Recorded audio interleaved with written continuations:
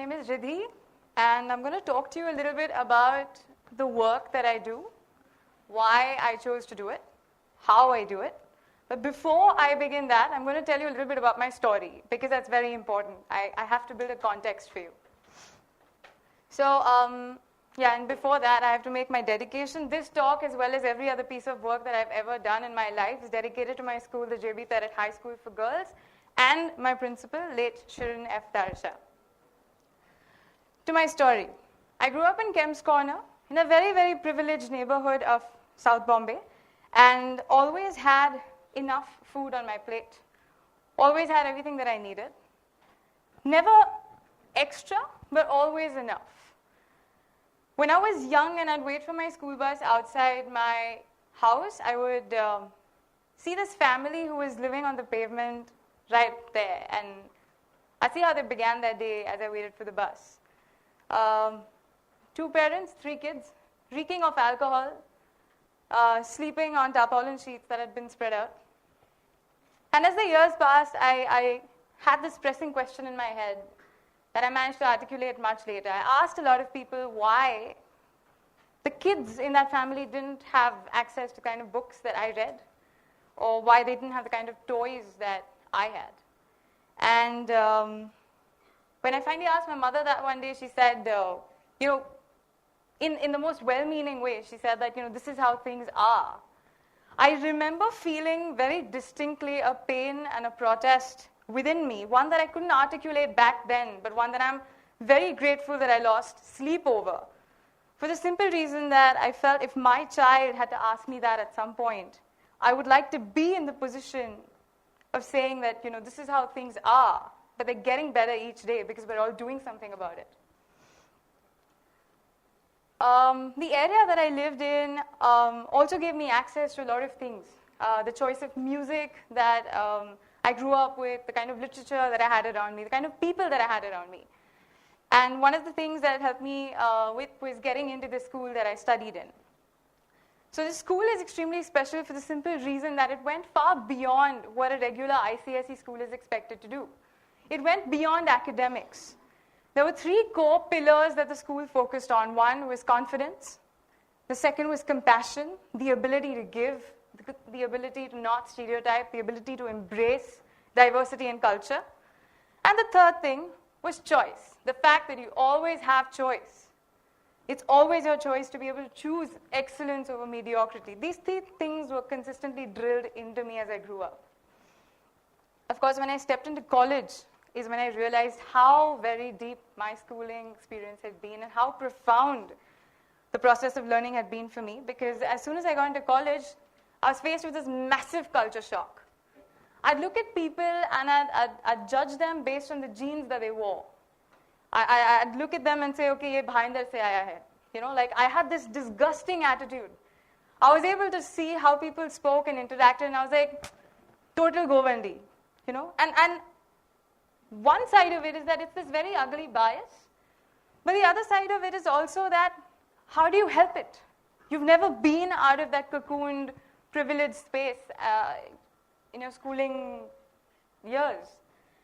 And I was aghast at my own attitude, and I felt that, okay, if this is something that I've realized about myself, I need to work on this. I need to negotiate with this. And so at the first chance that I got, I felt like finding out what I could do about this. I made a 12-year plan, attempting to kind of articulate what I could do to take my schooling experience out to the world, out to the country. The second thing I did was to challenge myself in my own ways of identity and being. People were so very, very, very different. In the cities, we have double doors, we have CCTV cameras, we have security guards, and in the villages, I lived in a place which has no doors. They were so open. For me, that interaction was extremely important to kind of negotiate with what my identity had become. Why? Because I want to use a term here, and I call it the economy of words. When we, the privileged, say that, it's a tragedy, I forgot to charge my phone. Or, I'm in a soup, my mate didn't land up today. Aaj bai nahi aayi hai yaar, musibat hai. We just use these words, right? We use tragedy, disaster, crisis, problem, without even thinking what it actually means to people who are in the middle of the crisis or the tragedy. Tragedies of hunger, of thirst, of not having good accommodation, of not having adequate transport facilities. The economy of words is so very important, and that kind of formulated my whole attitude, because English has no value where I was living, and I started working on the choice of words I used. As part of this 12-year plan, something that I decided was that, okay, if I don't have qualifications and if I don't have the necessary means to enter into the education sector right away, what are the ways that I can actually put myself out there in the education space, and how is it that I will actually make an impact? So another gap that I managed to work out was that majority of the education system in our country has female staff as part of it. The gender imbalance is very, very high. And somewhere I worked out that where there are these many women, there's probably going to be those many pregnancy and maternity leaves. So I started approaching schools, and I started walking up to the heads, to the principals, and saying that, listen, I know that you have a pregnant teacher in the school. I'd like to save your money on getting a substitute. Let me step in, because I want the experience of understanding what schooling is like. And within a year, I had worked in over 100, 120 schools like that, just by invigilation, substitution, diving in when teachers went on sick leaves and on maternity leaves. So there's Rajasthan, there's the whole volunteering experience in the urban space. Why am I so hell-bent on the school space, and why is it that I am driving everything that I want to do through that space? Because if you examine it for a second and just look at it, which are the spaces where we can actually influence people in groups? Schools are spaces where miracles are waiting to happen. You have 30, 40, 50, in some places 80 children in one classroom listening to a teacher. And if that teacher is worked upon, if that teacher is motivated, if that teacher is driven, if that teacher is taught how to be a catalyst, how to transform that young mind, we have a developed nation like that. So what do I really do?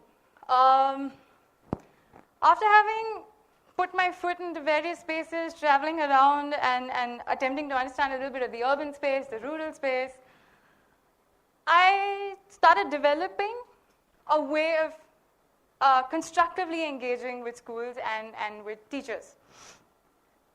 How am I doing this? How am I doing this? How am I working with IB schools and with government schools and all these different boards and all of that? The idea was to go beyond the board.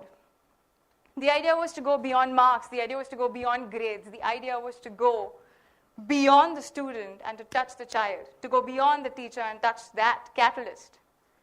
So I use integral education in my work. Integral education is Sri Aurobindo's method of education. And in a nutshell, to explain it quickly, it is about who you are, where you want to go, at the pace you want to go, to be the best version of yourself. It's basically the kind of education that we would all want. And I'll take a minute here to quickly tell you what my thoughts on education are. Because we all call the Indian system an Indian education system.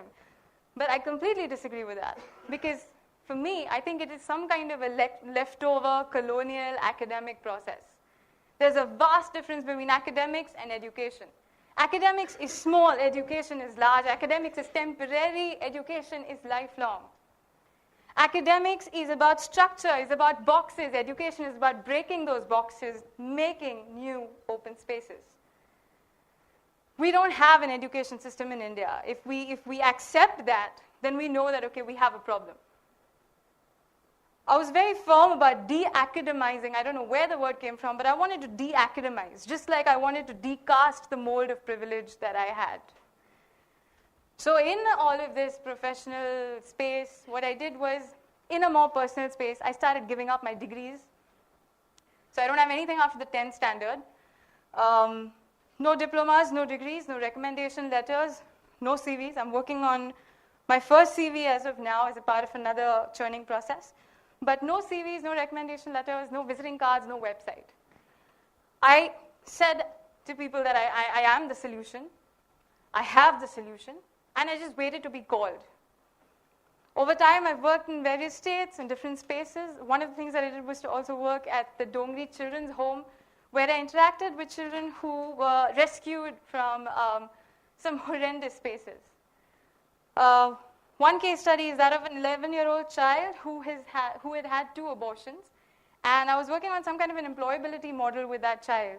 All these organizations and programs have great modules, right? They have some really interesting ideas and some very creative ways of looking at how to put the solutions in place. But still, you have to go beyond the curriculum. How do you engage with an 11-year-old who has had 2 abortions, who has lived her life in the back of trucks? You begin at something that we all have, a space within. And the more I used integral education in these spaces, the more I saw that there is immense potential in this. And it is a definite solution if it is used well. The other thing I do is that I engage with panchayats. I work in a lot of rural areas. I engage with a lot of villagers. I randomly travel to villages. I sit down with them. I talk to them about what their lives are like. I attempt to understand what a problem is from the inside. Now, why am I emphasizing on this is because we have some amazing world organizations, international bodies. We have a lot of experts coming in from outside, telling us what to do, telling us how to solve our problem, without ever having lived in that village, without ever having understood what it is to live a day like that. I find that extremely problematic. I find that a new form of colonialism. So I started propounding even that if you have to engage with a problem, you engage with it from the inside.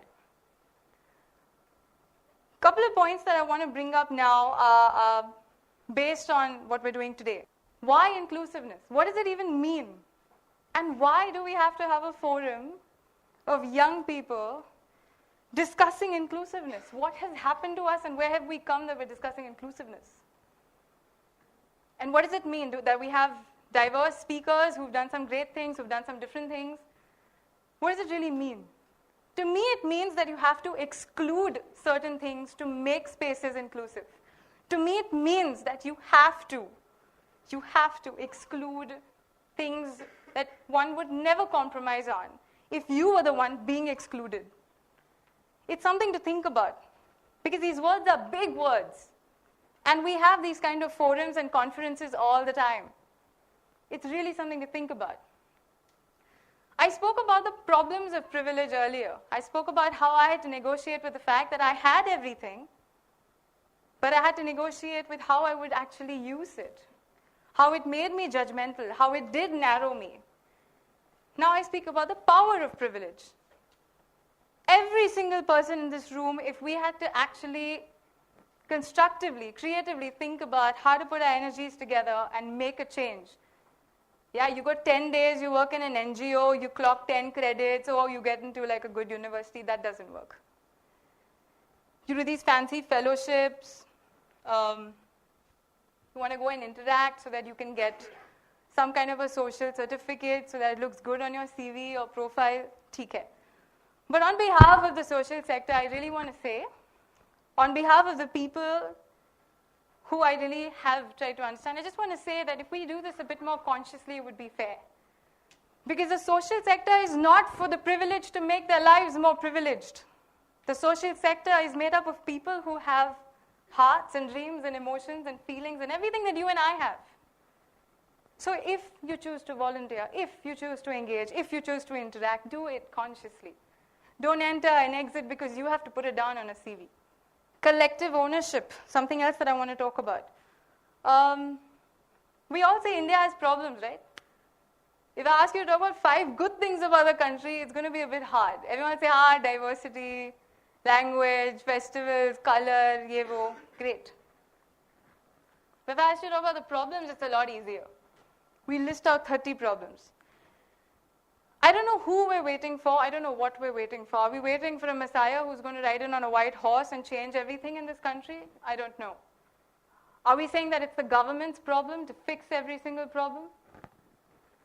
Are we saying somebody else has to do it? Are we saying TIS wale kar denge? DU wale kar denge? Kaun karega? Who's going to do it? It's collective ownership.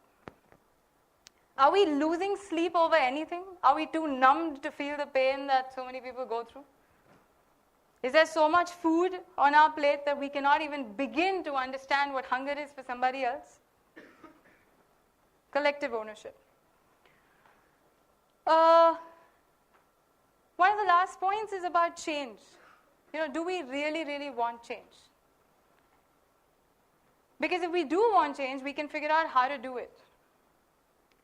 If we do want change, we will negotiate with what's happening in our minds right now.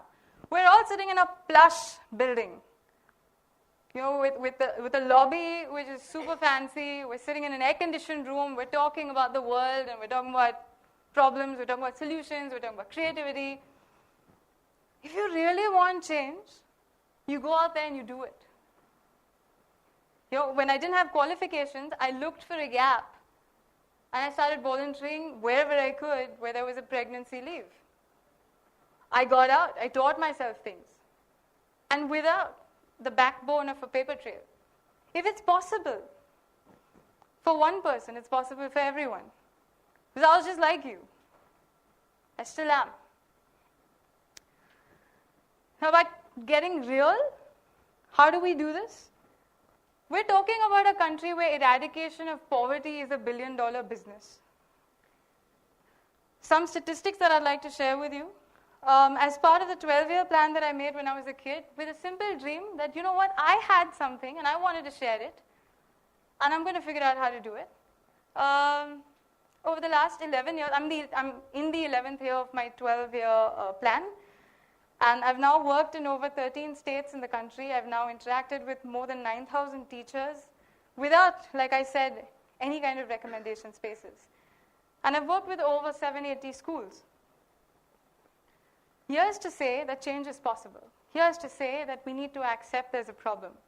Here's to say that you look beyond the problem and at the solution in a creative way, in an innovative way, but attempt to be the insider.